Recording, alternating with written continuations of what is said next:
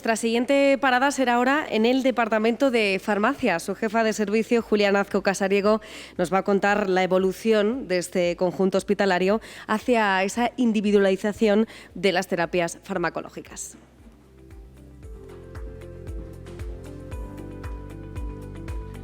Buenas tardes ya a todos.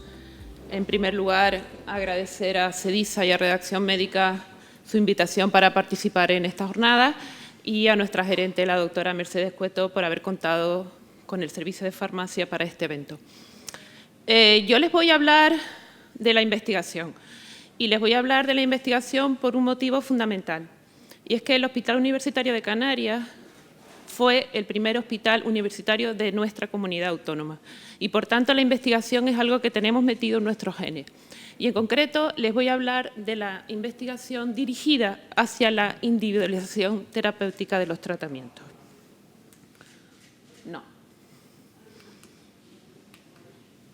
Y voy a empezar con un símbolo, que es el símbolo de la farmacia.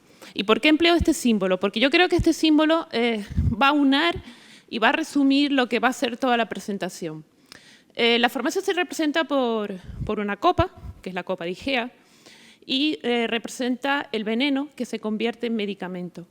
Y la serpiente enrollada alude a la capacidad de transformarse, de renovarse, de innovar que tienen las serpientes por esa capacidad que tienen de mudar su piel.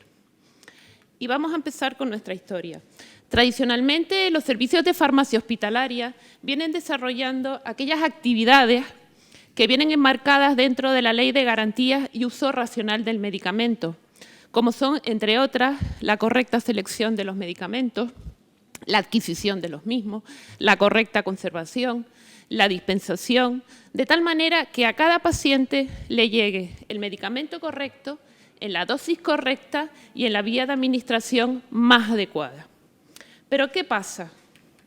En vida real, a pesar de todos estos esfuerzos, del 25 al 70% de nuestros pacientes tienen fracasos terapéuticos y este fracaso se acrecienta más en el campo de la oncología.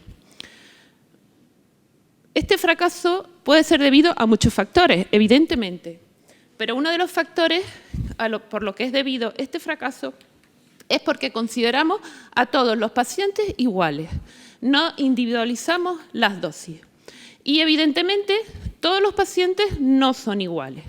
Si prescribimos ya sea por kilo o por superficie corporal, a estos dos pacientes que les señalo seguramente les tocará la misma dosis de fármaco, pero evidentemente el fármaco en estos dos pacientes no se va a comportar de igual manera, ni desde el punto de vista cinético, ni desde el punto de vista de farmacodinámica.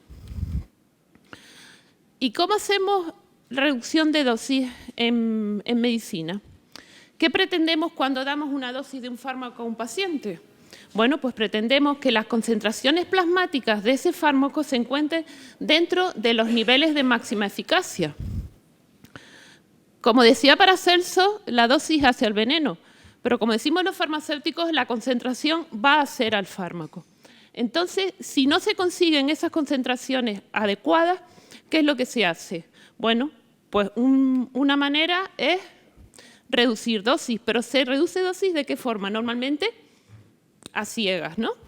Entonces, con mucha suerte, al reducir esa dosis, la concentración del fármaco puede caer dentro del rango terapéutico, pero en otras ocasiones, al reducir esa dosis, la concentración del fármaco caerá por debajo del rango terapéutico e infradosificaremos a nuestros pacientes. Además, hay que tener en cuenta otro aspecto fundamental, que es la genética de los pacientes. Y aquí yo me voy a centrar en un tipo de mutaciones, que son las mutaciones germinales. ¿Y por qué este tipo de mutaciones? Porque este tipo de mutaciones, a diferencia de las somáticas, que son las que encontramos en los tumores, este tipo de mutaciones son las que heredamos de nuestros padres y son las que vamos a transmitir a nuestros hijos. Y este tipo de mutaciones son las que intervienen en los mecanismos de metabolización de los fármacos en el organismo. Estas mutaciones, además, van a incidir en la seguridad de los tratamientos y podemos determinarlas en cualquier célula nucleada del organismo y en concreto, por ejemplo, en sangre periférica. Y simplemente con una gota de sangre seca podemos determinar este tipo de mutaciones germinales.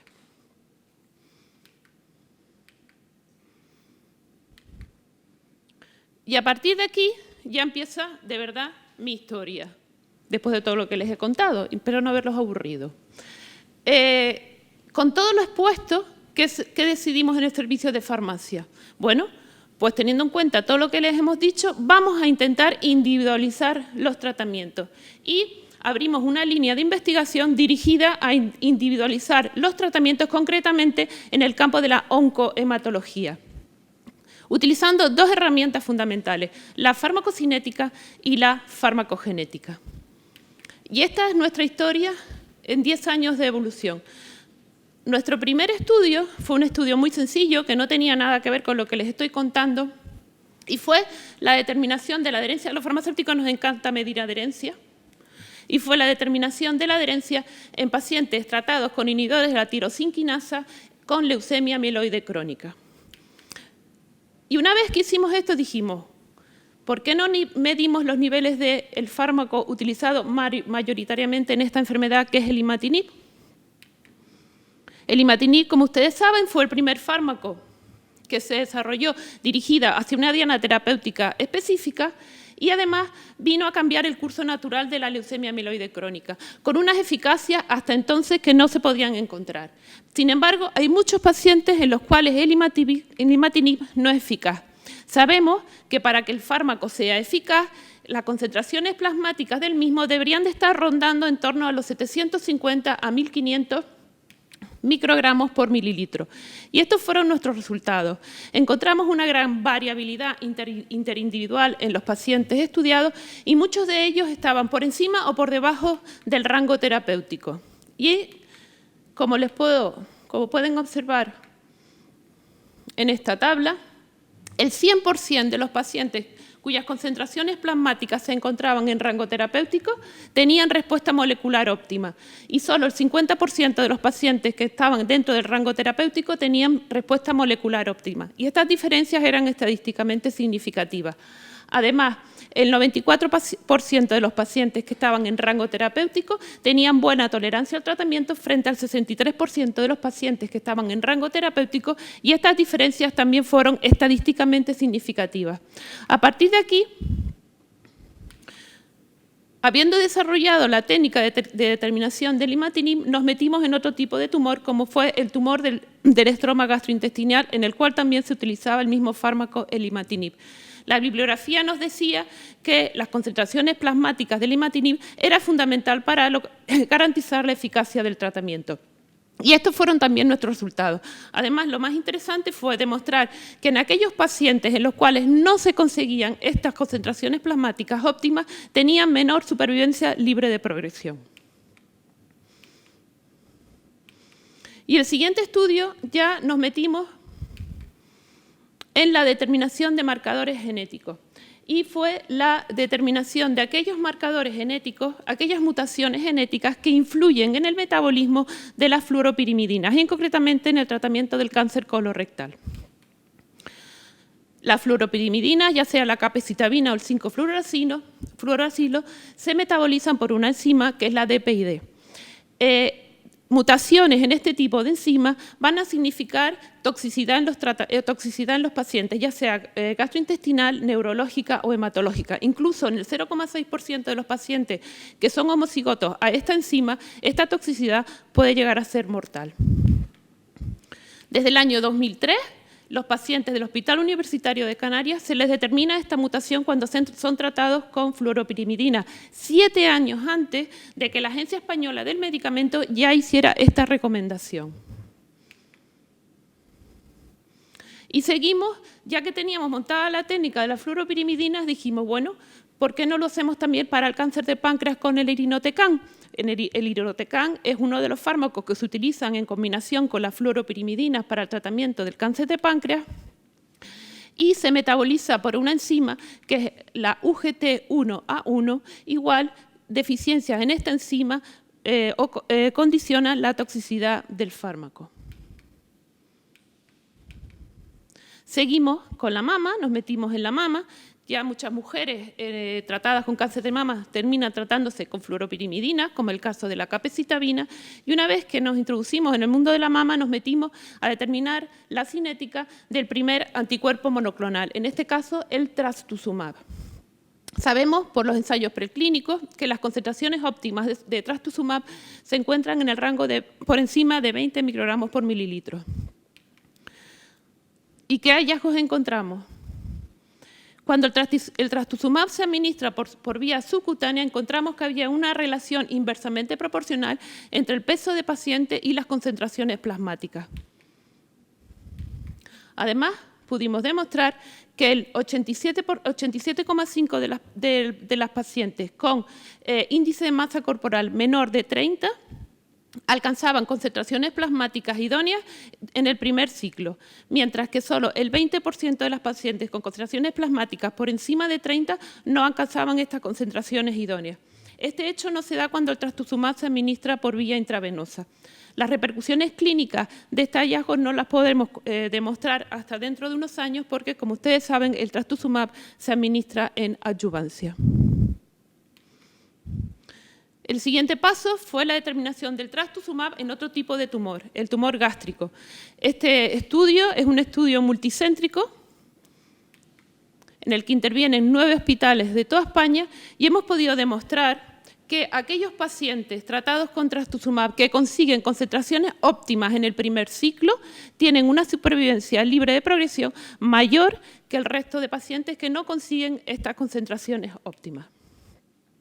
El último estudio ha sido la determinación de asparraginasas en niños con leucemia linfocítica aguda y solo hay 2 hospitales en España que hacen este tipo de determinación, un hospital en Cataluña y nosotros. ¿Cuáles son nuestros siguientes retos? Determinación de ramucirumab en el cáncer gástrico, determinación de ciclinas en mamas, detección de aquellas mutaciones que intervienen en el metabolismo de los nuevos fármacos utilizados en leucemia mieloide crónica. Ya nos queremos meter en el mundo de la inmunooncología con la determinación de niveles de nivolumab y pembrolizumab y atezolizumab. Y dentro del campo de la hematología, determinación de daratumumab y lenalidomida. Este camino ha sido un camino que yo les he contado muy rápido, pero ha sido un camino duro, arduo, con muchos periodos de sequías, pero bueno, ha tenido sus compensaciones y desde el año 2015 al año 2022 hemos sido galardonados con los 3 mejores comunicaciones a congresos internacionales, 9 mejores comunicaciones a congresos nacionales. Hemos tenido 12 premios en proyectos de investigación, hemos publicado 6 artículos en revistas nacionales y 13 artículos en revistas internacionales. Y todo esto solo se puede hacer con un equipo detrás. Y quiero agradecer dentro de este equipo al doctor Fernando Gutiérrez, que es farmacéutico, además el jefe de la unidad de investigación de nuestro hospital, al doctor Jonathan González, farmacéutico de nuestro servicio, al doctor José Antonio Pérez, profesor de genética de la Universidad de La Laguna, y a la doctora Ruth Ramos, que es nuestra bióloga molecular en la unidad de investigación. Además, quiero agradecer a todos los farmacéuticos del servicio de farmacia que se han involucrado en estos proyectos y, sobre todo, a todos los médicos, oncólogos, hematólogos y pediatras que han creído en este proyecto. Muchas gracias.